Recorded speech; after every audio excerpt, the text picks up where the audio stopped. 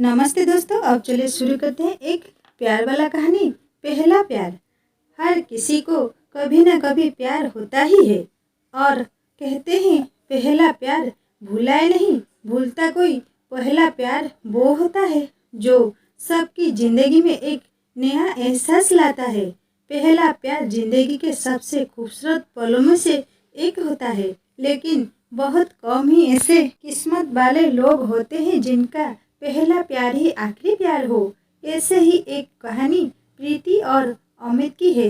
प्रीति और अमित एक ही स्कूल में पढ़ते थे। अमित 10वीं में था और प्रीति 9वीं में थी। वो दोनों एक दूसरे को पसंद करते थे, लेकिन कभी किसी को हिम्मत नहीं हुई एक दूसरे को ये बोलने कि उन दोनों की आंखों में एक दूसरे के लिए प्यार साफ दिखता था। दोनों रोज स्कूल की असेंबली के समय एक दूसरे को देखते थे और दोनों के चेहरे पर मुस्कान होती थी। जब गर्मी की छुट्टियां चल रही थी और अमित को प्रीति की बहुत याद आ रही थी, क्योंकि अभी स्कूल भी बंद था और वो एक दूसरे को देख भी नहीं पाते थे और ना ही उनका घर कहीं एक दूसरे के आजू बाजू में था। बहुत सोते सोते एक दिन अमित प्रीति को फेसबुक पर ढूंढने लगा। शायद उसका अकाउंट हो। स्कूल में उन दोनों ने कभी एक दूसरे से बात नहीं किया था और ना ही कभी सोशल मीडिया पर एक दूसरे को फॉलो करते थे। अब जो कि स्कूल बंद थे, अमित खुद को रोक नहीं पाता। फेसबुक पर तो बहुत ही प्रीति नाम की लड़कियां मिली, लेकिन जिस प्रीति को वो ढूंढ रहा था वो नहीं मिला। अमित बहुत उदास हो गया। वो बहुत बेचैन हो रहा था प्रीति को देखने के लिए, लेकिन वो कुछ नहीं कर सकता था। उधर प्रीति भी अमित को देखने के लिए स्कूल खुलने का इंतजार कर रही थी। प्रीति 9वीं कक्षा में थी तो उसके घर वालों ने उसे फोन नहीं दिया था, तो वो किसी भी सोशल मीडिया पर नहीं थी। स्कूल खुलने के लिए अभी 15 दिन बाकी था। वो दोनों एक दूसरे को देखने के लिए बेचैन थे। आखिर 15 दिन बाद स्कूल खुल गया। दोनों स्कूल जाने के लिए बहुत उत्सुक थे। अमित स्कूल समय के 10 मिनट पहले ही जाकर स्कूल गेट के बाहर खड़ा होकर प्रीति का इंतजार कर रहा था। सब बच्चे एक एक करके स्कूल आ रहे थे, लेकिन प्रीति अभी तक उसे नहीं भी देखी। गेट पर खड़े चौकीदार ने कहा कि अंदर जाओ, अब गेट बंद होने वाला है। आखिर अमित क्या करता? वो अंदर चला गया और अपने क्लास में बैग रखकर प्रार्थना के लिए असेंबली में गया। वो बहुत उदास था कि प्रीति क्यों नहीं आई। आज स्कूल का पहला दिन है, क्या हुआ होगा उसे? अमित का ध्यान प्रार्थना में बिल्कुल भी नहीं था। जब प्रार्थना खत्म हुई और सभी बच्चे अपने अपने क्लास में जाने लगे, तभी अमित ने देखा कि प्रीति अपने क्लास के लाइन में सबसे पीछे खड़ी थी। तो वो समझ गया कि प्रीति लेट आई होगी। अमित उसे देखकर बहुत खुश हो गया। अमित उससे बात करना चाहता था। एक बार ऐसा हुआ कि अमित और प्रीति की नजर मिले। दोनों के चेहरे पर मुस्कुराहट थी। दोपहर में जब लंच टाइम हुआ तो अमित प्रीति से बात करने की कोशिश कर रहा था। इसी कारण उसने अपना टिफिन भी नहीं खाया था। वो प्रीति के क्लास के बाहर ही चक्कर लगा रहा था कि कब उसे मौका मिले प्रीति से बात करने का और वो उसे स्कूल के बाद रुकने के लिए बोल सके। तभी थोड़ी ही देर में प्रीति को क्लास से बाहर आते हुए देखा। वो अकेले भी मौका देखते ही अमित ने प्रीति से कह दिया कि स्कूल के बाद थोड़ी देर के लिए स्कूल के बाहर जो बस स्टॉप है वहाँ रुकना प्लीज। प्रीति उसे देखकर बोला ठीक है और चली गई। दोनों अपने क्लास में चले गए। बस जल्दी से स्कूल का समय खत्म होने का दोनों इंतजार कर रहे थे। प्रीति के मन में बहुत से प्रश्न चल रहे थे। अमित क्या बोलेगा, मैं उससे क्या बातें करूँगा। स्कूल का समय खत्म हुआ। सभी बच्चे अपने घर जाने के लिए निकल गए। प्रीति और अमित भी स्कूल से निकले और बस स्टॉप पर गए। प्रीति जब वहां पहुंची तो अमित पहले से ही वहां खड़ा था। प्रीति उसके पास गई और उसके बाजू में जाकर खड़ी हो गई। अमित का दिल बहुत जोर से धड़कने लगा था। फिर अमित ने हिम्मत जुटा कर पूछा, तुम फेसबुक पर हो? वो बोली, नहीं, मेरे पास फोन नहीं है। अमित ने पूछा, क्यों? तो प्रीति बोली, अभी मैं 9वीं क्लास में हूँ और मेरे घर पर अभी फोन चलाना मना है। अमित बोला, ठीक है। फिर दोनों के बीच थोड़ी शांति थी। फिर अमित ने पूछा, आज तुम लेट क्यों आई स्कूल? प्रीति बोली, मेरी बस छूट गई थी, मुझे देर हो गया। फिर प्रीति बोली, क्यों तुम मेरा इंतजार कर रहे थे? अमित थोड़ा मुस्कुराकर बोला, हाँ। फिर अमित ने पूछा कि अभी तुम घर चली जाओगी तो अगर मुझे तुमसे बात करना हुआ तो कैसे बात करूँगा? तुम अपना नंबर दो ना। प्रीति बोली, क्या बात करना है तुम्हें? नहीं रह सकता, अब मैं प्रीति को अपने दिल की बात कह दूंगा। फिर क्या? अगले दिन बस स्टॉप पर प्रीति से मिलने गया तो बहुत ही हिम्मत जुटाकर गया था। अमित अंदर से बहुत घबराया हुआ था कि प्रीति क्या बोलेगी। जब वो बस स्टॉप पर मिले तो प्रीति उससे अपने परीक्षा के बारे में बात कर रही थी। तभी बीच में अमित बोल पड़ा, मुझे तुमसे कुछ बात करनी है। प्रीति बोली, हाँ बोलो। अमित चुप हो गया, उसके दोनों पैर कांपने लगे। फिर उसने आंख बंद करके जल्दी से बोल दिया, आई लव यू। ये सुनते ही प्रीति का दिल जोर जोर से धड़कने लगा और समझ नहीं आ रहा था कि वो क्या बोले। अमित ने उससे कहा, कुछ बोलो, तुम क्या सोचती हो मेरे बारे में? प्रीति चुप ही थी। अमित ने कहा, मुझे इंतजार रहेगा तुम्हारे जवाब का, और उधर से चला गया। प्रीति उधर ही रुकी थी। फिर कुछ ही देर में बस आई और वो भी चली गई। दोनों रात भर सोए नहीं।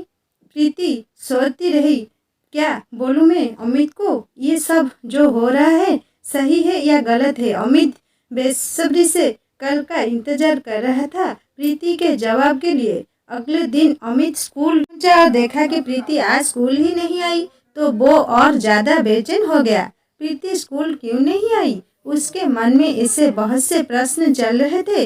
वो किसी को कुछ पूछ भी नहीं सकता था। वो नहीं चाहता था कि स्कूल में ये बात किसी को पता चले और प्रीति को कुछ परेशानी हो। वो बस प्रीति के बारे में ही सोच रहा था। पढ़ाई में बिल्कुल भी ध्यान नहीं था उसका। स्कूल खत्म हुआ तो वो सबसे पहले बस स्टॉप गया जहां वो रोज प्रीति से मिलता था।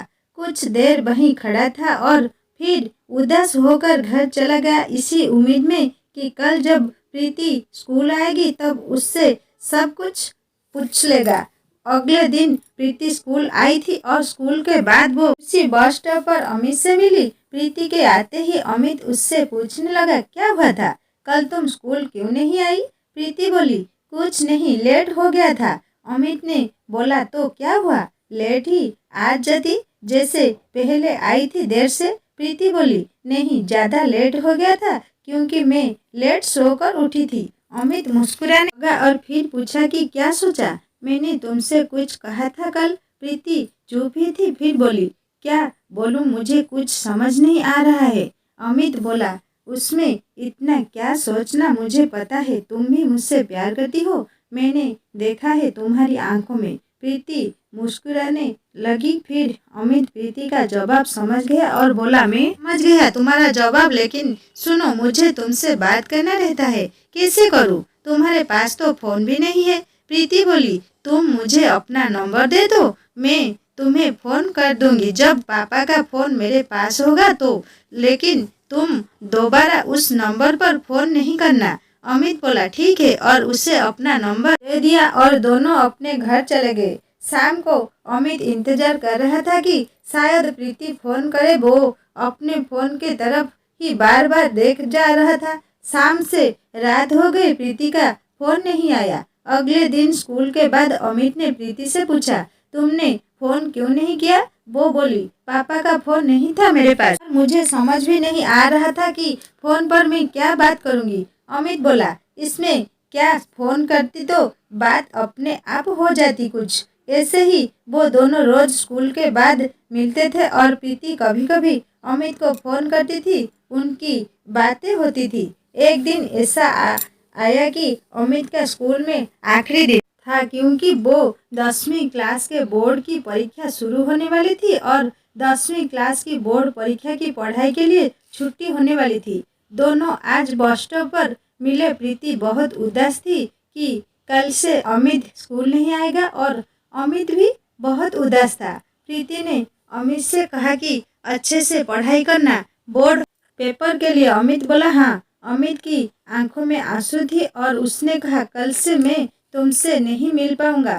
प्रीति शांत थी और बोले ऐसा उदास मत हो, मैं तुम्हें फोन करूंगी रोज। अमित प्रीति को गले लगाना चाहता था लेकिन दोनों बस स्टॉप पर थे, इसीलिए अमित ने कुछ नहीं किया, बस प्रीति का हाथ पकड़कर खड़ा था। वो सोच रहा था कि काश समय इधर ही रुक जाता और दोनों हमेशा के लिए एक साथ ही रहते, लेकिन ऐसा नहीं हो सकता था। प्रीति की बस आ गई। अमित उसका हाथ छोड़ने के लिए तैयार ही नहीं था। प्रीति उसे बहुत समझा रही थी कि मुझे जाने दो, घर पहुंचने में देरी हो जाएगी तो मम्मी पूछेगी कि देर से क्यों आई। अमित फिर भी उसका हाथ छोड़ने को तैयार नहीं था। उसने प्रीति का हाथ पकड़ा ही था और बस चली गई। प्रीति बोली देखो बस भी चली गई, अब दूसरी बस कब तक आएगी। अमित बस प्रीति को देख जा रहा था।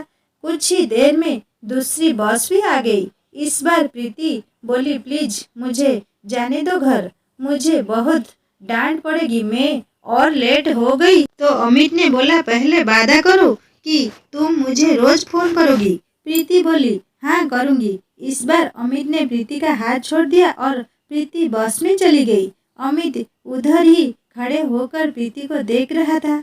बस की खिड़की से प्रीति बाय बोली और फिर बस चली गई। प्रीति अमित से फोन पर रोज बात करती थी। जब 2 दिन बाकी थे परीक्षा के लिए, अमित को प्रीति से मिलना था। एक दिन अमित प्रीति को बिना बताए स्कूल छूटने के समय उसी बस स्टॉप पर गया जहां वो रोज मिलते थे। प्रीति स्कूल के बाद घर जाने के लिए उसी बस स्टॉप पर आई। उसने देखा कि अमित बस स्टॉप पर था। वो दूर से ही अमित को देखकर खुश हो गई। फिर तो वो ना दाएं देखी ना बाएं और भागी भागी बस स्टॉप पर पहुंची। वो बहुत खुश थी। अमित के पास जाते ही वो बोले तुम यहाँ, कल तो तुमने फोन पर नहीं कहा था तुम आने वाले हो। अमित बोला क्योंकि मैं तुमसे सरप्राइज देना चाहता था इसलिए नहीं कहा था। प्रीति बोली अच्छा क्या कि तुम आ गए मिलने, मुझे तुम्हारी बहुत याद आ रही थी। अमित बोला हाँ मुझे भी बहुत याद आ रही थी इसलिए आ गया, परीक्षा के लिए बस 2 दिन बाकी है, सोचा मिल लूं। प्रीति पूछी तुम्हारी पढ़ाई हो गई सब। अमित बोला हाँ लगभग हो ही गई है सब। वो बोली ठीक है, अच्छे से सब लिखना, परीक्षा में तुम्हें अच्छे मार्क्स लाना है। अमित बोला हाँ। 2 दिन बाद अमित का पहला पेपर था। परीक्षा के एक दिन पहले अमित का फोन खराब हो गया। अमित का छोटे भाई फोन से खेलते खेलते उसे पानी में गिरा दिया था। अमित को बहुत गुस्सा आ रहा था क्योंकि अब वो प्रीति से बात नहीं कर सकता था और ना ही अभी उसे दूसरा फोन मिलता क्योंकि परीक्षा चल रहा था तो उसके पापा उसे दूसरा फोन नहीं देते अभी। उधर प्रीति भी बहुत परेशान थी कि क्या हो गया, अमित का फोन क्यों नहीं लगता। अब फिर वो सोची कि शायद वो पढ़ाई करता रहता होगा तो फोन बंद कर दिया होगा। प्रीति इंतजार करती ही थी कि शायद परीक्षा खत्म होते ही अमित मिलने आए। अमित ने ऐसी सोचा था कि जैसे ही परीक्षा खत्म होगा तो वो प्रीति से मिलने जाएगा। आखिर वो दिन आ ही गया। आज अमित का आखिरी परीक्षा था। अमित बहुत खुश था कि परीक्षा के बाद वो सीधा बस स्टॉप पर जाएगा प्रीति से मिलने। आज उसका हिंदी विषय का परीक्षा था। वो परीक्षा में जल्दी जल्दी हाथ चला रहा था कि जल्दी में पेपर खत्म हो और वो प्रीति से मिलने जाए। पेपर खत्म हुआ और वो सबसे पहले अपने क्लास से निकला और सीधा उसी बस स्टॉप पर गया। अभी स्कूल की छुट्टी होने के लिए 2 घंटे बाकी थे, फिर भी वो चला गया उधर और इंतजार कर रहा था प्रीति का। वो 2 घंटे भी उसे अब सालों लग रहे थे। 3 बज गए, स्कूल के छूटने का समय हो गया। अमित की नजर बस प्रीति को देखने के लिए बेचैन थी। वो बेसब्र से उसका इंतजार कर रहा था। आखिर प्रीति उसे देख गई बस स्टॉप के तरफ आते हुए। प्रीति की नजर अमित को और दूर से ही हो गई। वो खुद को रोक नहीं पाई और वो दौड़ने लगी कि जल्दी से अमित के पास पहुंच जाए। उसको इतना भी ध्यान नहीं था कि वो रोड पर दौड़ रही थी। तभी अचानक से दूसरी तरफ से एक ट्रक बहुत ही तेज से प्रीति के तरफ आ रहा था कि अमित कुछ कर पाता उसके पहले वो ट्रक प्रीति को टक्कर मारकर चला गया। अमित कुछ समझ ही नहीं आया, वो उधर ही खड़ा रह गया कुछ देर। और प्रीति के आजू बाजू बहुत भीड़ इकट्ठा हो गई। तभी किसी ने एम्बुलेंस को फ़ोन किया। अमित दौड़ के प्रीति के तरफ गया। वो उसके पास जा ही रहा था कि उधर खड़े लोगों ने उसे रोक दिया। वो बिल्कुल शांत ही हो गया था, उसे समझ ही नहीं आया कि क्या हुआ। थोड़ी ही देर बाद एम्बुलेंस आई और प्रीति को पास वाले हॉस्पिटल में लेकर चली गई। अमित उधर ही खड़ा रहा था। कुछ देर बाद वो भी अस्पताल गया और प्रीति के लिए पूछताछ किया और उसके कमरे के तरफ गया। उधर उसने देखा कि प्रीति के मम्मी पापा भी आ गए हैं। अमित थोड़ी दूर ही खड़ा हो गया। उसने देखा कि प्रीति की मम्मी रो रही थी। ये सब देखकर उसे भी रोना आ रहा था। कुछ देर बाद एक डॉक्टर निकले प्रीति के रूम से।